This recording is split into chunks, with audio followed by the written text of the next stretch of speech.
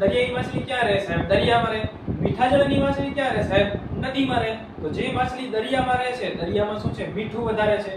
મીઠું વધારે એટલે દ્રાવણની હું વાત કરું તો દ્રાવણમાં જો મીઠું વધારે હોય તો એનું પાણી શું થઈ જાય? ઓછું થઈ જાય. એની સાપેક્ષે મીઠા જે માછલી છે, માછલી એમાં શું છે? પાણી વધારે છે. તો પાણીનો એક જ નિયમ, વધારેથી ઓછા તરફ જાઉં તો માછલીમાંથી પાણી ક્યાં આવી જશે? બહાર. એટલે માછલીના કોષો સંકોચાઈ જશે. એટલે હું એને શું કહી દઉં? હાસ્યાસ્પદ રીતે શુક્લકડી માછલી તરીકે કહી શકું.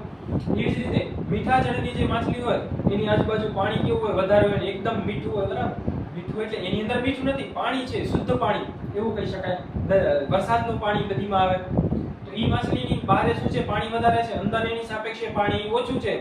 પાણીનો એક જ નિયમ, વધારેથી ઓછા તરફ જાઓ તો પાણી બહારેથી અંદર તરફ આવશે. એટલે કે માછલીના કોષો ફૂલી જશે.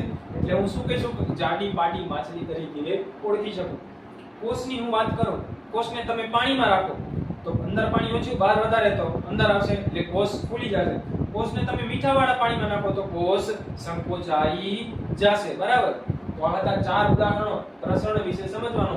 એક જ નિયમ યાદ રાખવાનો, પાણીનો એક જ નિયમ, વધારેથી ઓછા તરફ જાઓ.